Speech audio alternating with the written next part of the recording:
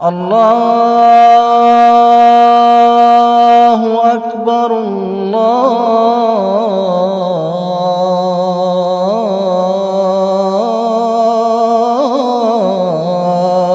اکبر.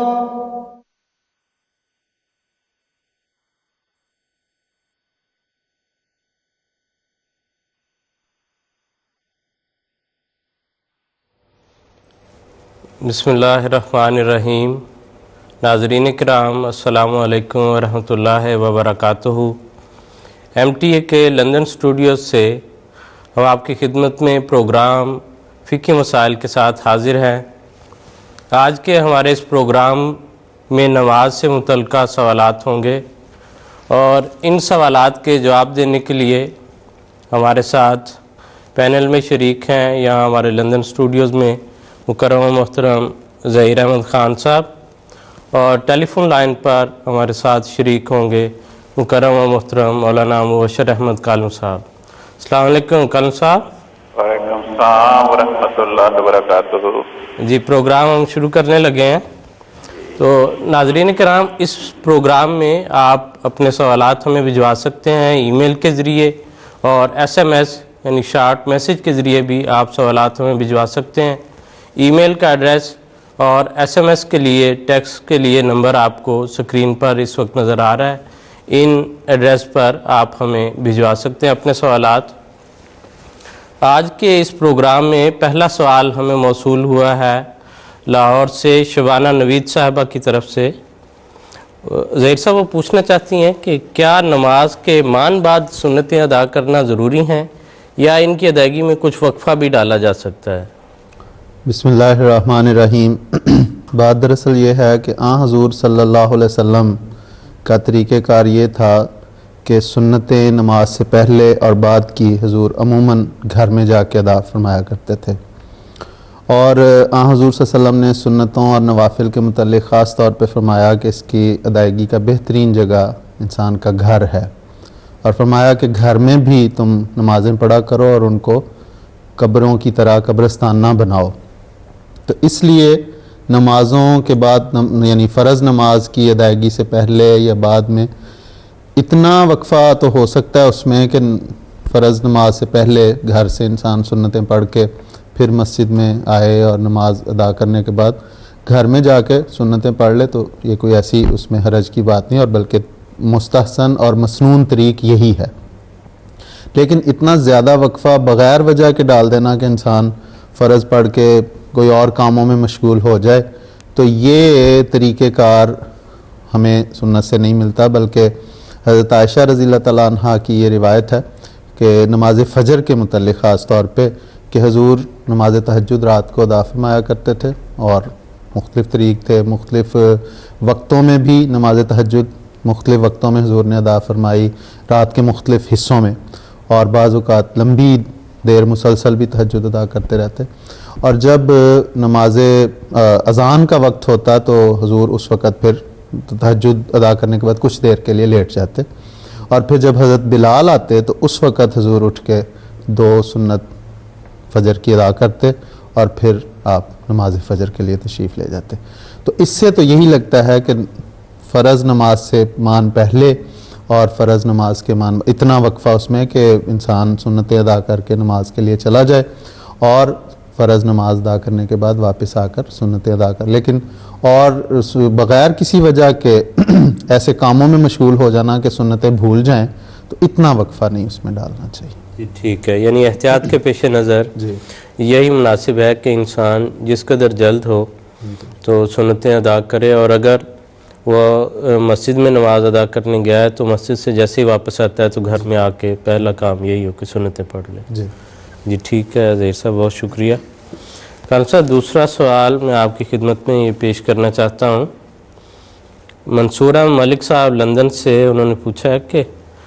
نماز میں ٹوپی پہننا یا سر ڈھانپنا ضروری ہے، اور اگر ضروری ہے تو کس حد تک کتنا ضروری ہے یہ؟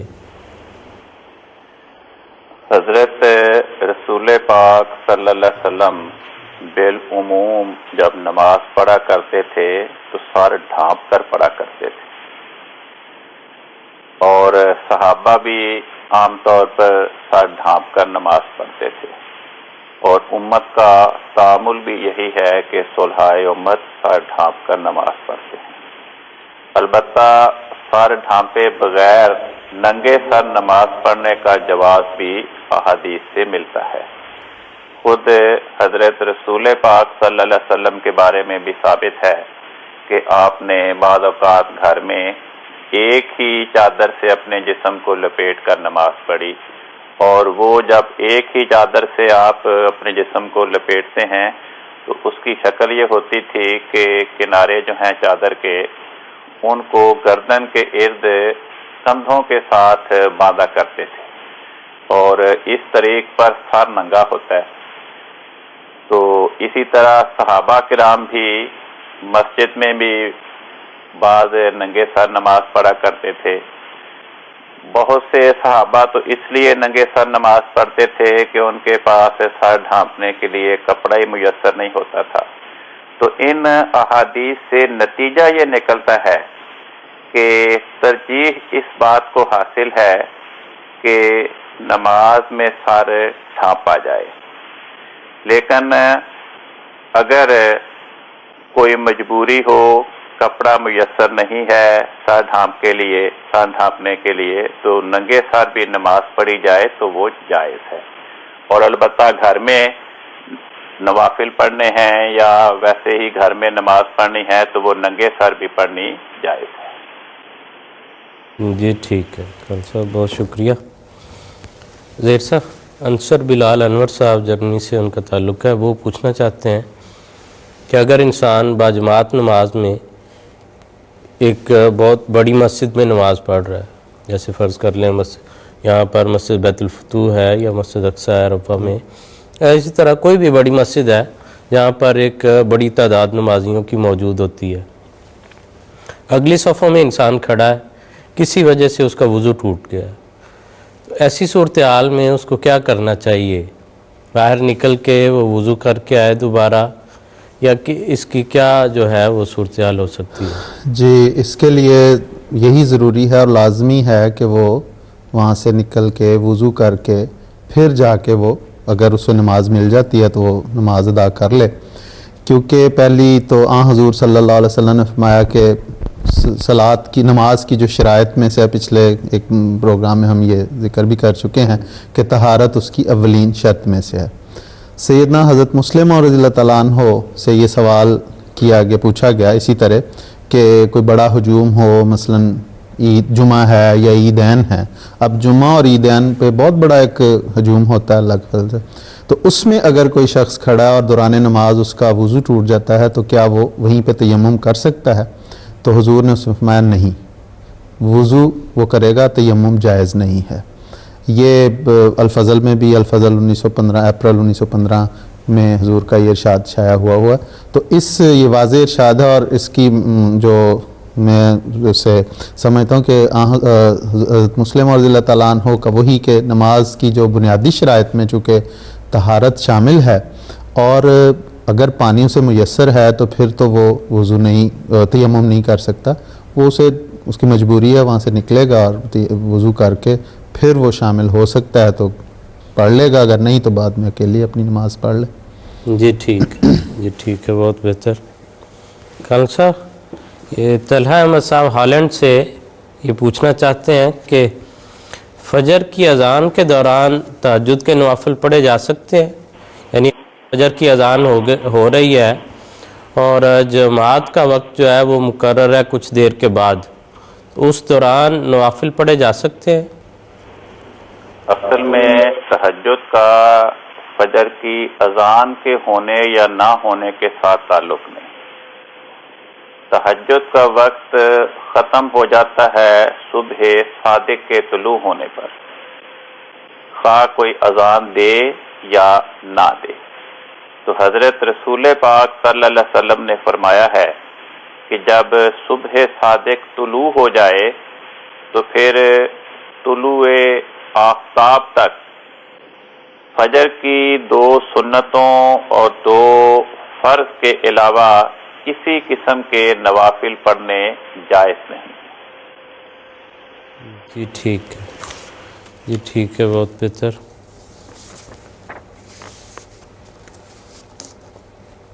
تو زیر صاحب یہ سوال ہے، طارق احمد ظفر صاحب جرمنی سے ان کا تعلق ہے. وہ پوچھنا چاہتے ہیں کہ اگر جماعت ہو رہی ہے اور آگے والی صفیں جو ہیں وہ مکمل ہو چکی ہیں اور کوئی شخص نیا آیا ہے، اس کو اس صورت میں کہاں کھڑے ہونا چاہیے؟ دائیں طرف کھڑا ہو بالکل، یا بائیں طرف کھڑا ہو، یا درمیان میں کھڑا ہو اور اکیلے کھڑا ہو، یا انتظار کرنا چاہیے کسی کا؟ اصل میں بات یہ ہے کہ جب وہ اگلی صفیں اگر مکمل ہو چکی ہیں، پہلے تو سب سے ضروری بات یہ ہے کہ اگر اگلی صف میں جگہ موجود ہے تو وہ بہرحال اس کو فوقیت دینی چاہیے اور وہاں کھڑے ہونا چاہیے.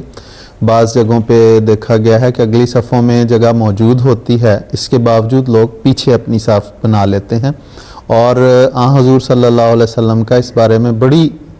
وضاحت کے ساتھ یہ موجود ہے کہ اگلی صف میں، خاص طور پہ پہلی صف میں کا جو اس میں اہمیت ہے، اس میں حضور نے فرمایا کہ اگر لوگوں کو یہ علم ہو جائے کہ پہلی صف میں نماز پڑھنے میں کتنا ثواب ہے، اور اس کے لیے اگر انہیں قرآن اندازی بھی کرنی پڑے کہ اگلی صف میں کون کون کھڑا ہو تو وہ قرآن اندازی بھی کریں اس میں کھڑے ہونے کے لیے، اتنی اس کی فضیلت اور اتنی اہمیت ہے. اس لیے یہاں پہ چونکہ یہ بات ہو رہی تھی تو میں مناسب سمجھتا ہوں کہ یہاں پہ یہ ضرور لوگوں کو پتہ چل جائے کہ اگلی صف جتنی امام کے قریب کی صف ہوگی اس میں زیادہ فضیلت ہے، اس لیے اگلی صف کو مکمل کرنا ضروری ہے. اور خلفائے راشدین سے یہ روایات بھی آتی ہیں کہ وہ باقاعدہ صفیں درست کروانے میں اگلی صفوں میں لوگوں کو کہتے تھے کہ شامل ہوں، اور ہم نے بھی دیکھا ہے کئی دفعہ اس کی طرف توجہ دلائی جاتی ہے. تو بہرحال ایک تو بات یہ تھی. دوسری بات جو سوال کے متعلق ہے وہ یہ کہ جب وہ آئے گا تو وہ درمیان میں کھڑا ہوگا، امام کے پیچھے اصل میں جگہ ہوتی ہے، صف شروع ہونی ہے وہ امام ان کا پیچھے سے شروع ہوگی اور وہیں پہ وہ کھڑا ہوگا. اب یہاں پہ آپ نے ایک اور ساتھ سوال کیا کہ وہ اکیلا کھڑا ہوگا یا کیا طریقہ کار ہوگا، تو وہ اکیلا کھڑا ہوگا. بعض اس قسم کی فقہا میں ہے اختلاف کہ وہ اکیلا نہ کھڑا ہو بلکہ اگلی صف میں سے کسی کو اپنے ساتھ لے کے آئے اور شامل کر لے، اور اس کا عملاً یہ جو ہے اس کی صورت ممکن اکثر حصے میں ممکن نہیں ہوتی، نماز کے اکثر حصے میں، کہ اگر سجدے میں گئے ہوئے ہیں یا تشہد بیٹھے ہوئے ہیں یا رکوع میں گئے ہوئے ہیں تو ان میں تو وہ آگے سے نہیں لے کے آ سکتا. اچھا، پھر دوسرا اس پہ سوال یہ پیدا ہوتا ہے کہ کہاں سے لے کے آئے گا وہ؟ آیا وہ دائیں طرف سے یا بائیں طرف سے یا درمیان سے؟ اگر وہ دائیں طرف سے لے کے آئے گا تو اتنا لمبا اس کو بیچارے کو لے کے آ رہا ہے، اس کا سفر کروا رہا ہے. اگر درمیان سے لے کے آئے گا تو دائیں طرف کے سارے نمازیوں کی نماز خراب کرے گا یا بائیں طرف کے ساتھ، کیونکہ اس کو فل بھی تو کسی نے کرنا. اس لیے اس قسم کی حضرت خلیفۃ مسیح رابع کے سامنے ایسی روایت بعض پیش کی گئی تو حضرت صاحب نے فرمایا کہ نہیں، یہ تو عملاً ہی درست نہیں ہے. تو اس قسم کی جو مستند روایات ہیں، اور پھر حضور صلی اللہ علیہ وسلم کے صحابہ سے کوئی ایسی روایت نہیں ملتی کہ کسی نے کسی کو کھینچ کے پیچھے لائے ہوں، بلکہ اس کے برعکس بہت ساری ایسی روایات ملتی ہیں کہ اکیلے خاتون نے پیچھے صف بنائی حضور صلی اللہ علیہ وسلم کے پیچھے. مثال کے طور پہ گھر میں حضور تشریف لے گئے تو وہاں پہ حضور نے نوافل باجماعت ادا کروائے اور حضور آگے کھڑے ہو گئے، گھر کے 2 بچے حضور کے پیچھے صف بنا کے کھڑے ہو گئے، اور گھر کی جو خاتون تھی وہ ان 2 بچوں کے پیچھے اکیلی صف میں وہ کھڑی ہوئی. تو اس قسم کی روایات جو ہیں وہ ان سے اکیلے کی صف ہو جاتی ہے، اس لیے وہ تکلف کرنے کی ضرورت نہیں، وہ درمیان میں کھڑا ہوگا اور اکیلا کھڑا ہوگا، کیونکہ اگر وہ کسی کو لائے گا تو اس کی نماز خراب کرے گا. جی ٹھیک ہے. ایک جو آج کل ایسی بھی صورت ہے کہ امام ایک حال میں نماز پڑھا رہا ہے، جی باقی لوگ جو ہیں ان کے لیے دوسری اور جگہوں پر بھی انتظام ہے آواز کے ساتھ.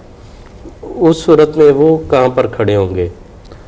یعنی ان کے تو سامنے چونکہ امام نہیں ہے تو وہ بھی درمیان میں ہی، وہ بھی درمیان سے ان کی صف شروع ہوگی نا. اگر مثال کے طور پہ 3 یا 4 بندے ہیں تو وہ درمیان میں ہی صف بنائیں گے، سوائے اس کے کہ کسی جگہ پہ ایسی مجبوری ہو کہ مثال کے طور پہ بعض دفاتر میں ایسی نماز پڑھنے کی جگہ ہے یہاں پہ بھی کہ وہ اگر درمیان میں صف بنا لیں تو پیچھے چونکہ کرسیاں پڑی ہوتی، کرسیوں والے نماز پڑھ رہے ہوتے ہیں، تو اس لیے وہ چونکہ چھوٹی سی جگہ ہے تو وہ پھر بائیں طرف، امام کے بائیں طرف سے صف شروع ہوتی ہے تاکہ جو آنے والے شامل ہوتے جائیں اس میں وہ صاف میں سامنے نماز سے نہ ہاں نمازی کے سامنے سے نہ گزرے. کیونکہ یہ بھی حکم ہے کہ نمازی کے سامنے سے جی نہیں اس میں تو بڑی شدت ہے کہ آپ صلی اللہ علیہ وسلم نے فرمایا کہ اگر لمبا عرصہ بھی اسے کھڑا ہونا پڑے اور وہ نمازی کے آگے میں سے نہ گزرنا چاہیے اس کو، چاہے اسے کتنا لمبا بھی انتظار کرنا پڑے. بلکہ یہ بھی ہے شاید کہ حضور نے اس کو پکڑ کے روک دیا تھا. حضور نے فرمایا کہ اس کے ساتھ وہ جھگڑا کرے، نمازی اسے روکے، اسے نہ گزرنے دے اپنے آگے سے. فَإِنَّهُ شیطان، کہ وہ شیطان ہے جو گزرنے والا ہے اصل میں، تو اس کی نماز میں حائل ہو رہا ہے. نماز میں حائل ہوتا ہے، توجہ جو ہے وہ اس سے بڑھ جاتی ہے. اس لیے ایسی صورت میں دوسری طرف سے بھی شروع کر سکتے ہیں. جی ٹھیک ہے، بہت شکریہ. کلسا یہ سوال آپ کی خدمت میں پیش کرنا چاہتا ہوں. نویل احمد باسط صاحب لندن سے پوچھنا چاہتے ہیں کہ آج کل بعض دفعہ لباس پر اور خاص طور پر نوجوانوں میں یہ دیکھا گیا کہ وہ ایسا لباس پہنتے ہیں یا ایسی بعض شرٹیں پہنتے ہیں کہ جن کے اوپر کچھ تصاویر بنی ہوتی ہیں. وہ کسی کھلاڑی کی ہو سکتی ہیں، بعض دفعہ کسی جانور کی، پرندے کی، کوئی بھی ہو سکتی ہیں. تو کیا ایسا لباس پہن کر نماز پڑھنا جائز ہے؟ جہاں تک تو نماز کے جائز ہونے کا تعلق ہے، نماز تو پڑھنی ایسے لباس میں جس میں کوئی تصویریں بنی ہوئی ہیں جائز ہے، لیکن رسول پاک صلی اللہ علیہ وسلم نے اس کو پسند نہیں فرمایا. چنانچہ احادیث میں لکھا ہے کہ جب رسول پاک صلی اللہ علیہ وسلم فتح مکہ کے موقع پر خانہ کعبہ کے اندر داخل ہوئے تو وہاں دیکھا کہ خانہ کعبہ میں دیوار پر ایک دمبے کے سینگ لگے ہوئے تھے. اس وقت تو حضور صلی اللہ علیہ وسلم کو یاد نہیں رہا. بعد میں یاد آنے پر حضرت عثمان بن طلحہ جن کے پاس خانہ کعبہ کی چابی تھی اور وہ کلید بردار کعبہ کہلاتے تھے، انہیں آپ نے فرمایا کہ دیکھو جب میں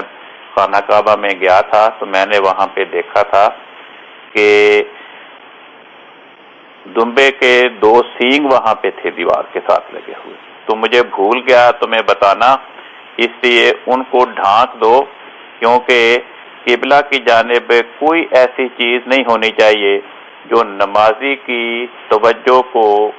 منحرف کرنے کا موجب ہے. اسی طرح حضرت عائشہ رضی اللہ عنہا بیان کرتی ہیں کہ میں نے اپنے گھر میں ایک ایسا پردہ لگا رکھا تھا جس پر تصویریں تھیں، اور رسول پاک صلی اللہ علیہ وسلم نماز پڑھتے رہے. نماز کے بعد آپ نے فرمایا کہ اس پردے کو یہاں سے اتار لو، کیونکہ جب میں نماز پڑھ رہا تھا تو اس پردے کی تصاویر بار بار میرے سامنے آتی تھی اور میری توجہ ان تصاویر کی طرف جاتی تھی. اب یہ حدیث قابل توجہ ہے کہ رسول پاک صلی اللہ علیہ وسلم نماز پڑھ رہے تھے، سامنے پردہ لٹک رہا تھا، پردے پہ تصویریں تھیں، تو حضور صلی اللہ علیہ وسلم اگر یہ سمجھتے کہ سامنے تصویریں ہوں اور نماز پڑھنی جائز ہے تو آپ فوراً سلام پھیر دیتے، اس پردے کو ہٹا کر پھر نماز پڑھتے. لیکن آپ نماز میں مشغول رہے، نہ ہی آپ نے سلام پھیرنے کے بعد اس نماز کو دہرایا، جس سے پتہ چلا کہ نماز تو ہو جاتی ہے لیکن آپ نے اس کو ناپسند فرمایا اور فرمایا کہ اس کو اتار لو، یہ نماز میں میری توجہ کو ہٹاتی تھی. اسی طرح بخاری شریف میں ایک حدیث لکھی ہے کہ رسول پاک صلی اللہ علیہ وسلم ایک مرتبہ ایسی چادر میں نماز پڑھ رہے تھے جس چادر کے اوپر مختلف دھاریاں بنی ہوئی تھیں. تو نماز سے فارغ ہونے کے بعد آپ نے صحابہ کو فرمایا کہ اس چادر کی دھاریاں نماز کے دوران میری توجہ کو بٹاتی رہیں، میری توجہ کو منتشر کرتی رہیں. اس لیے یہ چادر جو دھاری دار ہے، یہ ابو جہم ایک صحابی کا نام لیا کہ اس کے پاس لے جاؤ، وہ چادروں کے تجارت کرتے تھے، اور اس سے ایک سادہ چادر لے آؤ جس پر کوئی نقش و نگار نہ ہو تاکہ نماز میں میری توجہ منتشر نہ ہو. تو ان احادیث سے پتہ چلتا ہے کہ اگر کسی کے لباس پر ایسی تصاویر ہوں اور اس نے ان تصاویر کی لباس پہننے کے باوجود نماز پڑھ لی ہے تو نماز تو اس کی ہو جائے گی، لیکن اس کو پسند نہیں کیا گیا.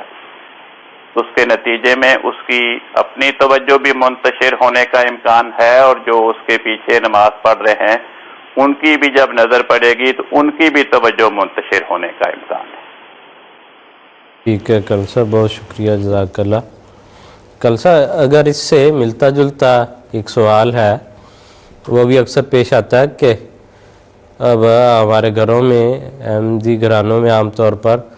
خلفائے سلسلہ کی یا مسلم علیہ السلام کی جو تصاویر ہیں وہ لگی ہوتی ہیں، ان کے بارے میں بھی بعض لوگوں کی طرف سے یہ سوالات موصول ہوتے ہیں کہ جس کمرے میں جس جگہ پر وہ تصاویر ہوں وہاں نماز پڑھنے کے متعلق کیا حکم ہے؟ کیا آپ وضاحت فرمائیں گے؟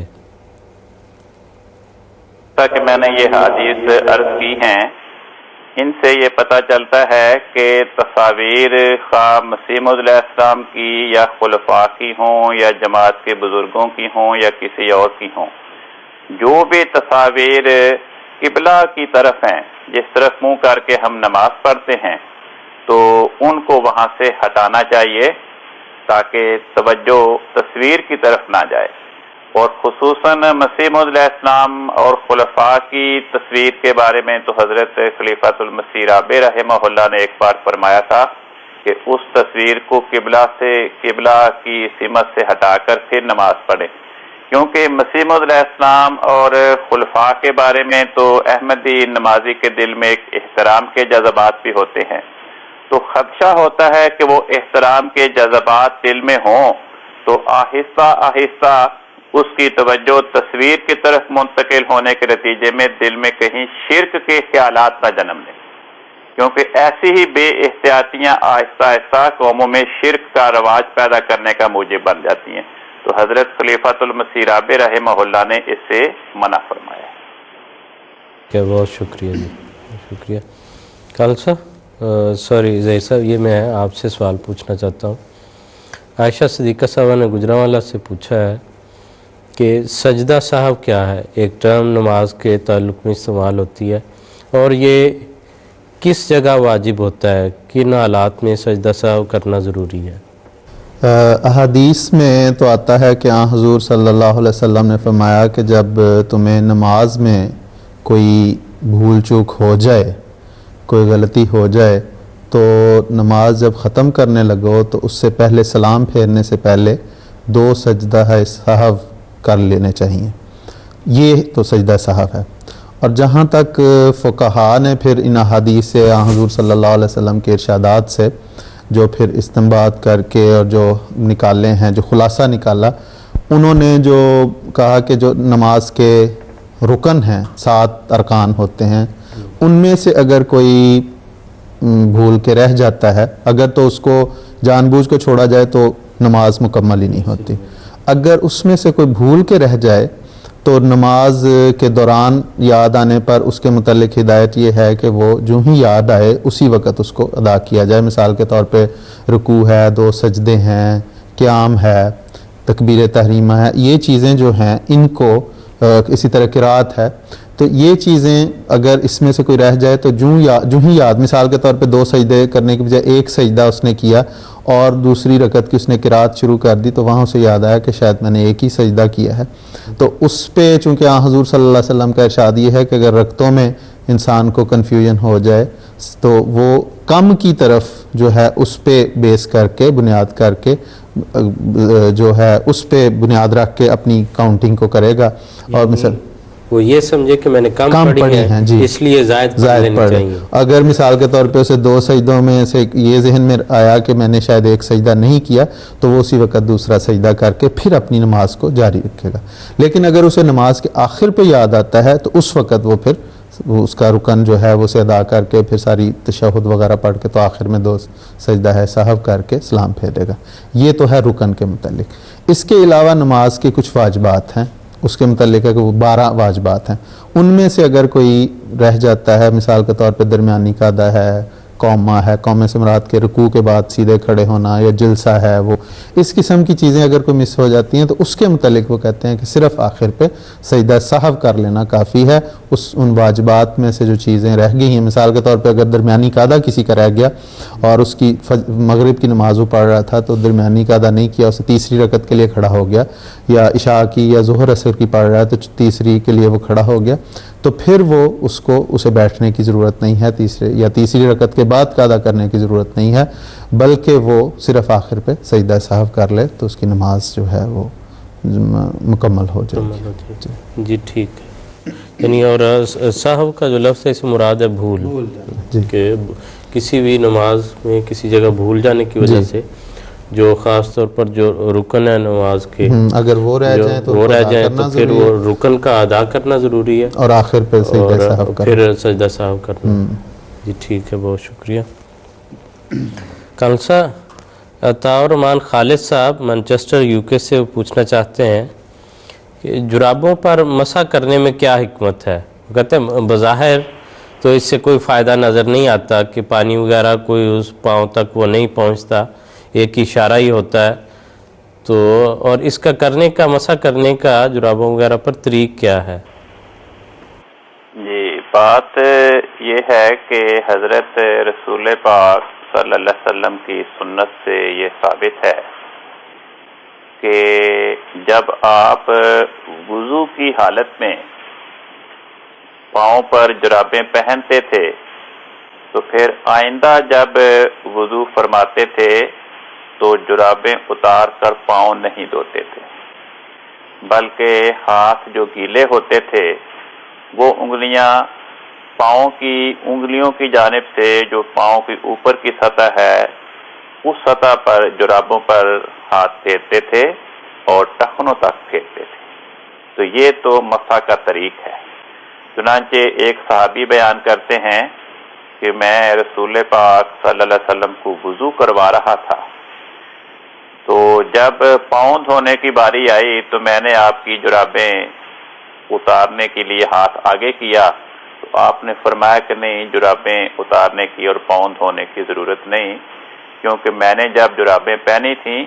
تو اس وقت میرے پاؤں ادخلتہما طاہرتین باوضو تھا، اس لیے اب ان پاؤں کو دھونے کی ضرورت نہیں ہے. تو احادیث سے پتہ چلتا ہے کہ اگر کوئی شخص مقیم ہو، یعنی جس بستی میں اس کی رہائش ہے وہی اسی بستی میں موجود ہو، تو جب اس نے وضو کر کے جرابیں پہنی ہیں تو جرابیں پہننے کی حالت میں جب اس کا وضو ٹوٹے گا، وضو ٹوٹنے کے وقت سے آئندہ 24 گھنٹے تک جو نمازیں آئیں گی ان نمازوں کے لیے وضو کرتے ہوئے اسے پاؤں دھونے کی ضرورت نہیں ہے، بلکہ صرف جرابوں پر مسح ہو جائے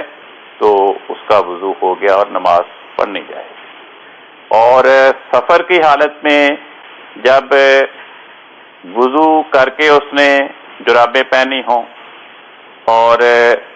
جب جرابیں پہننے کی حالت میں اس کا وضو ٹوٹے گا اس وقت سے آئندہ 3 دن تک جو نمازیں ہوں گی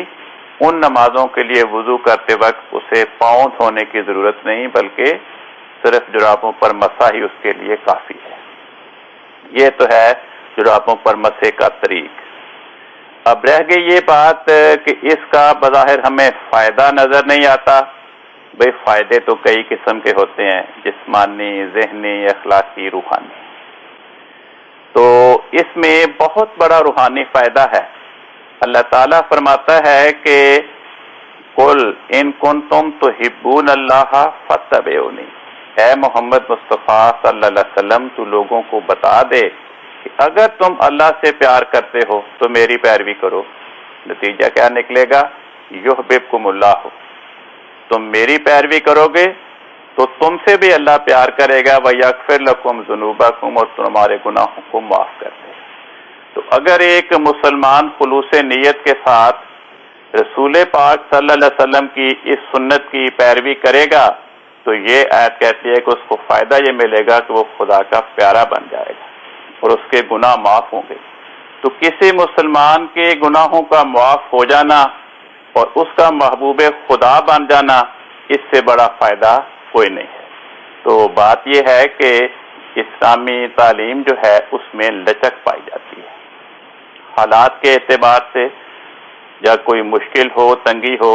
اگر اس نے جرابیں پہنی ہوئی ہیں تو بار بار جرابوں کو اتارنا اور پھر دھونا اور پھر پاؤں کے خشک ہونے کا انتظار کرنا اور پھر جرابیں پہننا، یہ انسان کے لیے عملی طور پہ مشکل ہو جاتا ہے۔ تو اسے سہولت پہنچانے کے لیے شریعت نے بتایا کہ جب تم نے ایک مرتبہ وضو کیا اور پاؤں خشک ہو گئے اور وضو کی حالت میں ہی جرابیں پہن لی ہیں تو پھر تمہیں یہ رعایت دی گئی ہے۔ اور پھر مسح کرتے ہوئے انسان اپنے ذہن کو یہ بتاتا ہے، تصویری طور پر خدا کے سامنے اس بات کو پیش کرتا ہے کہ یا اللہ تیرا حکم تو تھا پاؤں دھونے کا، مگر تو نے جو مجھے رعایت دی کہ میں اس حالت میں مسح کر لوں، تو میں اس حکم کو ذہن میں رکھتا ہوں اور میں پاؤں پہ مسح کرتا ہوں۔ جی ٹھیک ہے کون صاحب، بہت شکریہ۔ اور اس کے ساتھ ہی ناظرین کرام، ہمارے آج کے پروگرام کا وقت اپنے اختتام کو پہنچ رہا ہے۔ ہم اپنے دونوں مہمانوں کا شکریہ ادا کرتے ہیں کہ آپ نے وقت نکالا اور ہمارے ناظرین کے سوالات کے جواب دیے۔ ناظرین کرام، آئندہ بھی اگر آپ کوئی سوال